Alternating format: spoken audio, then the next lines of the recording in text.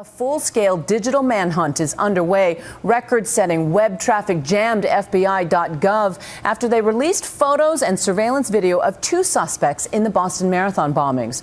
Over the past 3 days, investigators have pored over countless clues, but one crucial piece of the puzzle reportedly came from this man, Jeff Bauman, that severely injured spectator whose ashen face became an iconic image appearing on our screens as responders whisked him away. Jeff lost both legs below the knee, but his brother told a reporter when he woke from surgery while still in the ICU, Jeff gave a description of a man he saw moments before the blast, putting down a backpack. It may well have led investigators to a dramatic breakthrough we begin with tonight.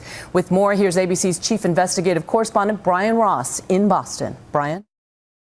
Juju, it was an extraordinary moment and the beginning of a massive international manhunt.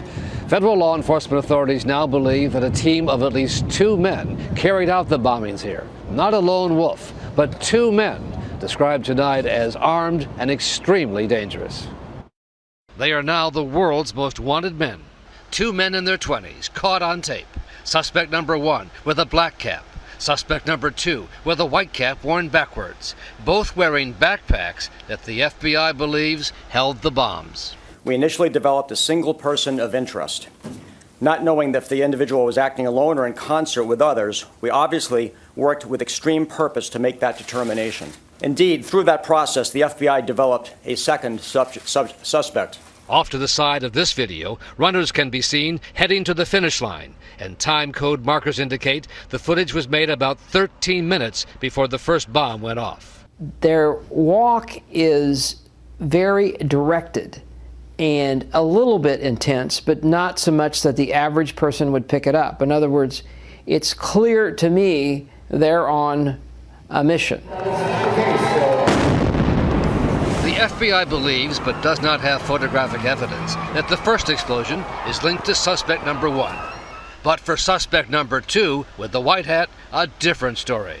Suspect 2 set down a backpack at the site of the second explosion, just in front of the Forum restaurant. That second bomb was set off just 12 seconds after the first one, as suspect number 2 walked away. Suspect number 2 with the white cap on proceeded west on Boylston Street, and that's all we know right now.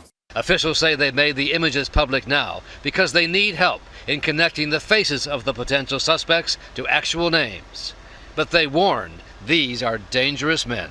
No one should attempt to apprehend them except law enforcement. Let me reiterate that caution. Do not take any action on your own.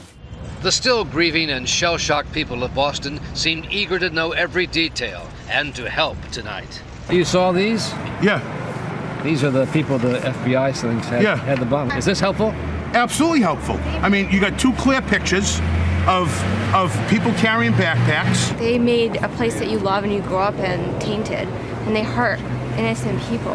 And it makes you, like, it hurts. And I see them and I almost don't want to give them the time of day, and you want to focus on the heroes, but at the same time, I want to find out what's wrong with you. Like, why would you do that to innocent people? One of the state's former governors and most prominent residents said he was confident the suspects would be found.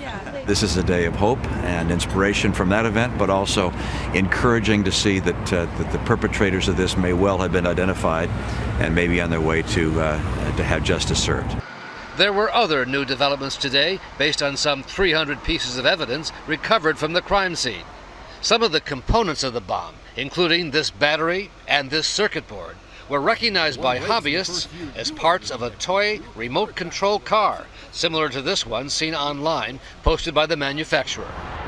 The owner of one hobby store outside Boston says FBI agents interviewed him on Wednesday and left little doubt that a remote control unit had been used. When I said it looked like to me that one of the components was a radio receiver, the response was like I was dead on. There are even instructions on the internet about how to use the components of a remote-controlled toy car to set off a bomb, both from the Anarchist Cookbook and jihadist sites as well. All of this happened on a day when the city began the recovery process. with President Obama joining others for an interfaith service. We are one Boston. No adversity, no challenge, nothing can tear down the resilience in the heart of the city and its people.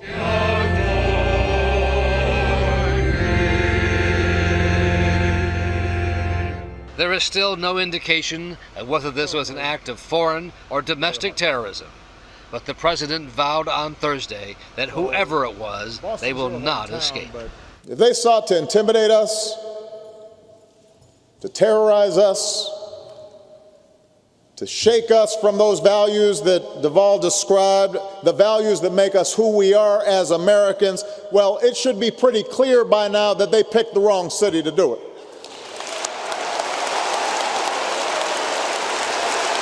Not here in Boston.